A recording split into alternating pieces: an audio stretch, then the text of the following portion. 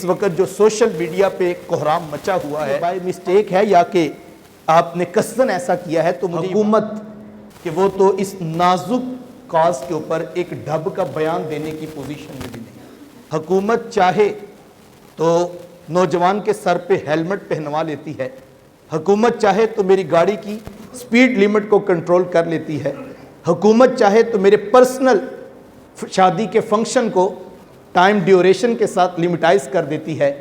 تو مجھے بتائیں اگر حکومت چاہ لیتی تو قوم کے بچے کے سینے میں حضور کا پیار نہ پیدا ہو جاتا؟ اگر حکومت اس کو ترجیح میں دیکھتی کہ حضور کے عظمت اور حضور کی عزت اور حضور کی ختم نبوت کا عقیدہ ہمارا راسخ عقیدہ ہے۔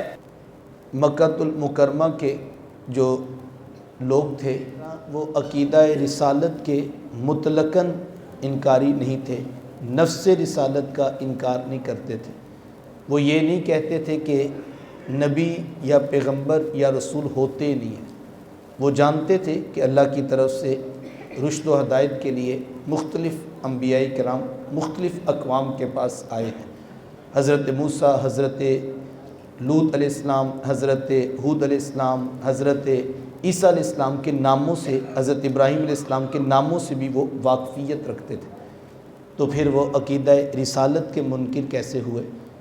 وہ یہ نہیں کہتے تھے کہ نبی اور رسول نہیں ہوتے، بلکہ وہ کہتے تھے کہ ہم آپ کو پیغمبر اور آپ کو رسول نہیں مانتے، یعنی ذات رسالت مآب صلی اللہ علیہ وآلہ وسلم کا انکار کرتے تھے۔ عقیدہ رسالت یہ ہے کہ حضور علیہ السلام ہی آخری نبی ہیں، اب آقا کریم علیہ السلام کے بعد کوئی نبی کسی معنی کسی مفہوم میں جو ہے وہ نہیں مانا جائے گا۔ خود ارشاد فرما دیا انا خاتم النبیین لا نبی بعدی، میں ہی آخری پیغمبر ہوں اور میرے بعد کوئی نبی نہیں آئے گا۔ اور یہ اتنا اٹل عقیدہ ہے کہ اب اس موضوع پر کسی طرح کی کوئی گنجائش باقی نہیں ہے۔ باقاعدہ امام اعظم امام ابو حنیفہ علیہ رحمہ نے فتویٰ دیا اور کہا جس شخص نے اب حضور علیہ السلام کے بعد اعلان نبوت کیا تو کہا کہ وہ شخص پکا کافر ہے، وہ گمراہ ہے اور اس کے کفر میں کسی قسم کا کوئی شک نہیں۔ جس نے اعلان کیا کہ میں نبی ہوں وہ گمراہ، وہ کافر کہلایا۔ جس شخص نے اس کے کفر میں شک کیا کہا وہ بھی کافر ہو گیا۔ جس نے اعلان کیا وہ بھی کافر، جس نے شک کیا وہ بھی کافر۔ تیسری بات اس سے بھی نازک، جس شخص نے اس جھوٹے مدعی نبوت سے کہا کہ اس بات کی کیا دلیل ہے کہ تم اللہ کے نبی ہو، کہا یہ دلیل مانگنے والا اگر اس نیت سے دلیل مانگ رہا ہے کہ اگر سمجھ آ گئی تو اس کا مطلب مان لوں گا، کہا یہ دلیل مانگنے والا بھی کافر ہو جائے گا۔ یہ اتنا پختہ اور پکا عقیدہ ہے، اب اس پر دلیل کی بھی گنجائش باقی نہیں۔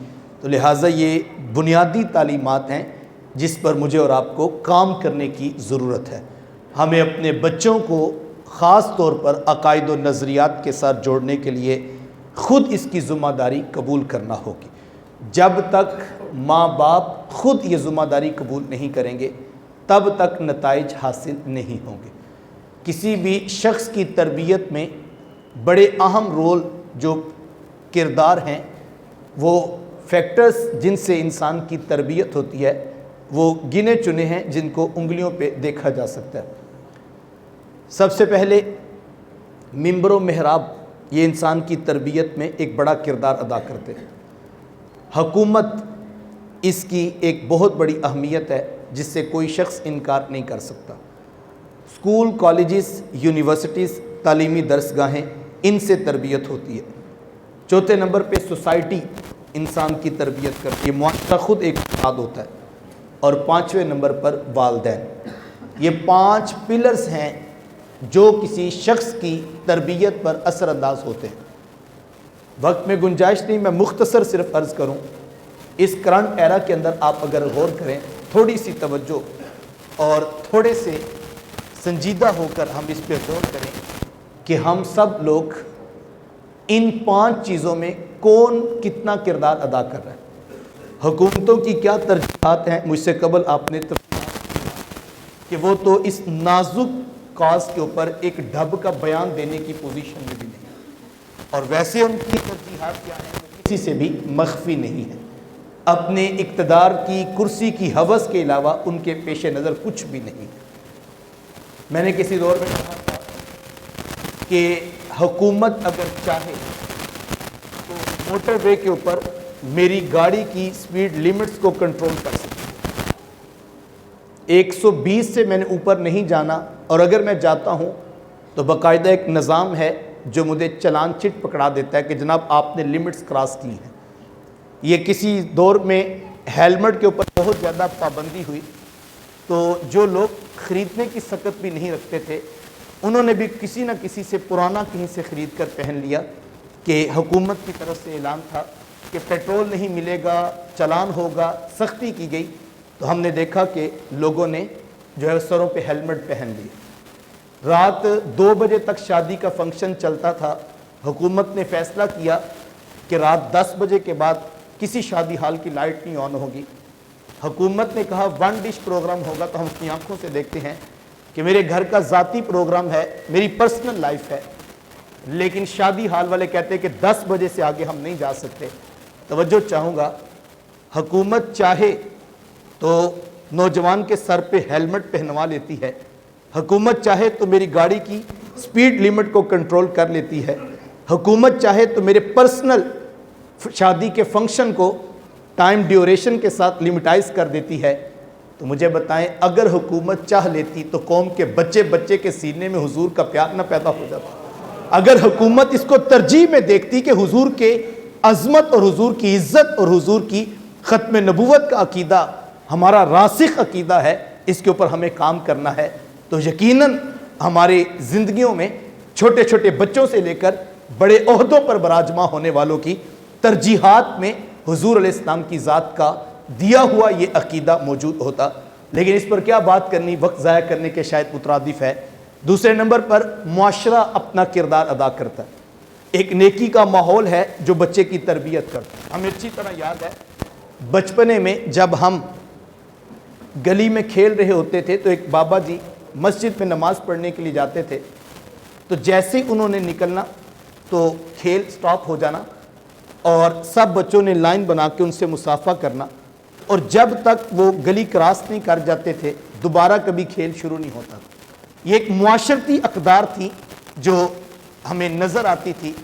لوگ کسی کے پرائے بیٹے کو بھی کوئی برا کام کرتے ہوئے دیکھتے تھے تو سوشل پریشر اتنا ہوتا تھا کہ لوگ خود جو ہے منع کرتے تھے، بیٹا ایسا نہیں کرنا۔ ہم نے خود اپنی آنکھوں سے دیکھا کہ اگر سامنے سے کوئی معتبر اشخاص آ رہے ہیں تو کسی شخص نے ہاتھ میں سگریٹ پکڑا ہے تو پھینکتا نہیں کہ نظر آ جائے گا، وہ اپنے ہاتھ میں اس کو مسل دیتا ہے کہ اس کو آنے والوں کا ادب اور حیا اس قدر پیش نظر ہے۔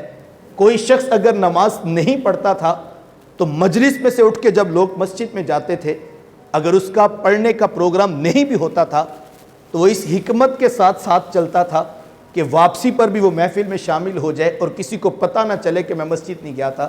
یہ معاشرتی سوشل پریشر ہوتا ہے جو لوگوں کو کسی نہ کسی طرح اقدار کی طرف راغب کرتا ہے۔ کاش کہ ہم معاشرے کے اوپر چھوڑ دیتے تو معاشرہ خود ایک اصلاح کا پیغام دیتا ہے، لیکن اس وقت جو سوشل میڈیا پہ کوہرام مچا ہوا ہے اور قوم کی جو ترجیحات ہیں وہ کسی سے بھی مخفی نہیں ہیں۔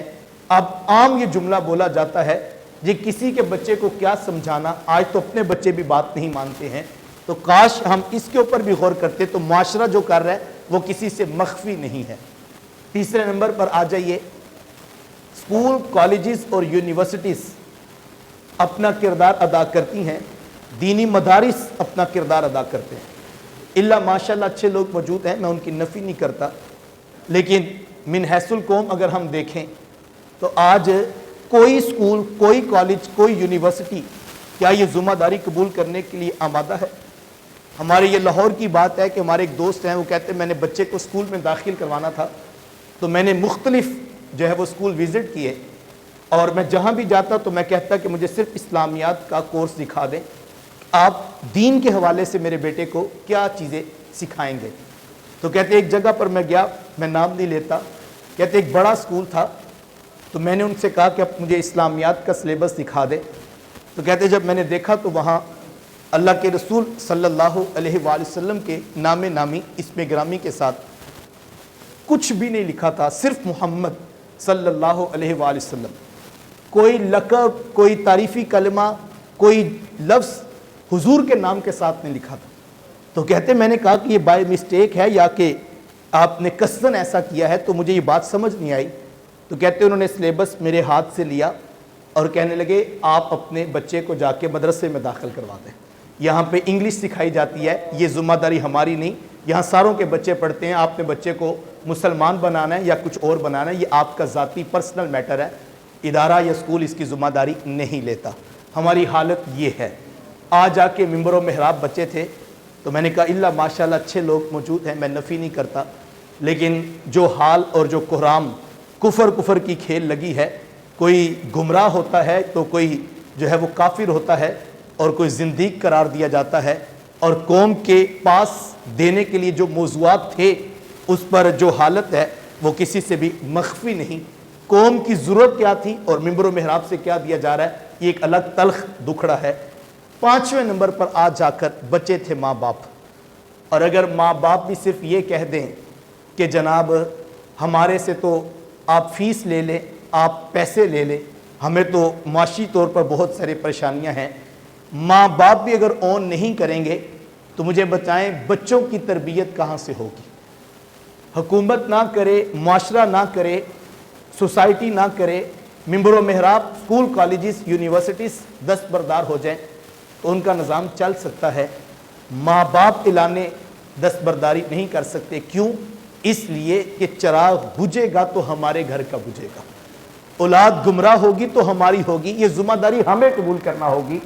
اور اس کے لیے بہترین چیز جو ہم اپنی اولاد کو دے سکتے ہیں وہ کیا ہے؟ اگر کسی سے پوچھیں تو وہ کہیں کہ میں سب کچھ اپنی اولاد کے لیے کرتا ہوں۔ باپ سے پوچھیں تو وہ کہتا ہے کہ میں صبح 7 بجے آتا ہوں اور رات 10 بجے گھر پہنچتا ہوں۔ یہ مجھے پتہ ہے 15-16 گھنٹے کتنا مشکل ہے باہر جا کے لوگوں کے کام کاج کر کے رزق کما کے لانا۔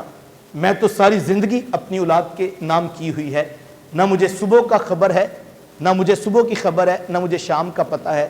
میں تو بالکل اپنے آپ کو اولاد کی خاطر جو ہے وہ پوری زندگی وقف کر دی ہے۔ تو ماں سے پوچھیں تو وہ کہتی ہے اگر آپ 12-14 گھنٹے دیتے ہیں تو میں 2 گھنٹے زیادہ ڈیوٹی دیتی ہوں۔ آپ سب صبح سو رہے ہوتے ہیں اور میں اٹھ کر سب کے ناشتے بناتی ہوں، کپڑے تیار کرتی ہوں، سب کو دفتر، اسکول، کالج بھیجنے کے بعد شام سب بستر پہ لیٹ جاتے ہیں تو میں کچن سمیٹ کے 1 گھنٹہ لیٹ فارغ ہوتی ہوں۔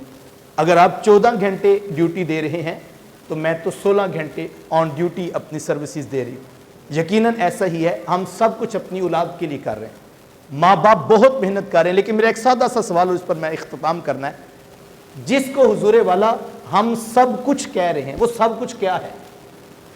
آپ نے 12, 14, 15 گھنٹے اپنے آفس کو دیے، اپنی فیکٹری کو دیے، اپنی جاب کو دیے۔ ان 14-15 گھنٹوں کی 26 دن کی محنت کے بعد فیکٹری والوں نے آپ کو کیا دیا؟ انہوں نے کوئی ٹیبلٹس یا کوئی کیپسولز تو نہیں آپ کو دیے کہ آپ اپنے بچوں کو کھلا دیجئے گا آپ کے بچے نیک ہو جائیں گے؟ نہیں، انہوں نے آپ کے ہاتھ میں پیسے پکڑائے، وہ پیسے آپ گھر لائے تو آپ نے ان پیسوں سے 3 چیزیں خریدی: رہنے کا مکان، تن ڈھانپنے کا لباس، بھوک مٹانے کا کھانا۔ ہر شخص صرف یہ 3 چیزیں ہی خریدتا ہے، صرف کوالٹی میں فرق ہے۔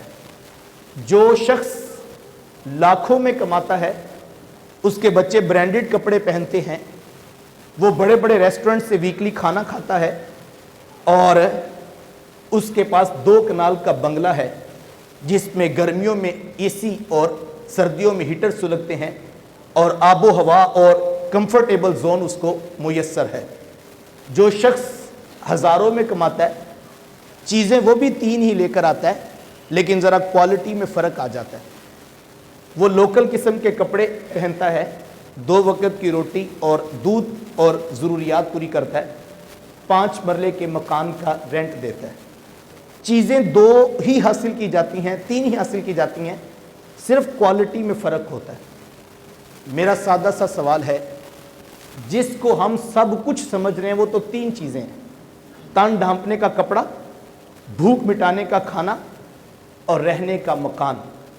اور حضور والا معذرت کے ساتھ جس کو ہم مجاہدہ اور چلہ اور 18 گھنٹے کی ڈیوٹی کہہ رہے تھے، ان تینوں چیزوں کا تعلق انسان کی فزیکل گروتھ کے ساتھ ہے، اس کا تعلق قطعاً انسان کی تربیت کے ساتھ نہیں ہے۔ اگر آپ کے بچے کو اچھا کھانا نہیں ملے گا تو آپ کے بیٹے کی طبیعت خراب ہوگی، صحت ڈاؤن ہوگی، آپ ڈاکٹر کے پاس جائیں گے، وہ پریسکرپشن لکھے گا، میڈیسن لائیں گے، بچہ صحت یاب ہو جائے۔ اگر آپ کا بچہ ہوادار گھر میں نہیں رہتا تو اس کا اثر اس کی صحت پہ آئے گا، ڈاکٹر کے پاس جائیں گے، آپ اپنے بیٹے کا علاج کروا سکتے ہیں۔ سردیوں کے موسم کے مطابق اگر اچھے کپڑے اس کو نہیں ملیں گے تو یقیناً اس کو صحت میں پریشانی آئے گی۔ حل موجود ہے، ڈاکٹر اس کی میڈیسن لکھے گا، آپ اس کا حل کر لیں گے۔ حضور والا جس کو ہم سب کچھ سمجھے بیٹھے ہیں وہ تو تین چیزیں ہیں، اور ان تینوں میں سے کسی چیز کا تعلق انسان کی تربیت کے ساتھ نہیں ہے۔ کسی مفکر نے یہ تحقیق نہیں کی کہ اگر آپ کے بچے برانڈڈ کپڑے پہنیں گے تو ان کی زبان پہ سچ نافذ ہو جائے گا۔ کسی نے یہ نہیں کہا کہ بڑے سائز کا پیزا ویکلی آپ کھلا دیں تو آپ کے بچوں کی آنکھوں میں حیا پیدا ہو جائے گی۔ یہ کسی نے نہیں کہا آپ 2 کنال کے بنگلے میں رہائش رکھیں تو آپ کے بچوں کی تنہائیاں پاک ہو جائیں گی، آپ کے بیٹے کا موبائل یوزیج ٹھیک ہو جائے گا۔ ہمارے ایشوز کچھ اور ہیں۔ ہماری پریشانی یہ ہے کہ ہمارے بیٹے کے لہجے میں ادب کیوں نہیں، ہماری ٹینشن یہ ہے اس کی آنکھوں میں حیا کیوں نہیں، ہمارا مسئلہ یہ ہے کہ یہ نمازی کیوں نہیں، ہمارا ایشو یہ ہے کہ اس کی خلوت پاک کیوں نہیں۔ تو حضور والا میں نے کہا بڑے سائز کا پیزا کھانے سے آنکھوں میں حیا نہیں آتی، برانڈڈ کپڑے پہننے سے بچے کو پنجگانہ نماز کا نور نصیب نہیں ہوگا۔ یہ ساری چیزیں روح کی بیماریاں ہیں، اور روح کی بیماریوں کا علاج آکسفورڈ کے سلیبس میں نہیں ہے۔ روح کی بیماریوں کا علاج یا رب کے قرآن میں ہے یا محمد کی حدیث میں ہے۔ اگر ہم نے بچوں کو یہ نہیں دی ہے صاحب تو پھر وہ کیا کسی نے کہا تھا، تم نے خود ہی تو زمین میں انسانوں کے سر بوئے ہیں، اب فصل خون اگلتی ہے تو شکوہ کیسا، جو بیج ڈالا ہے فصل اسی سے اگے گی۔ اس وقت کے جو حالات ہیں، سخت تربیت کی ضرورت ہے۔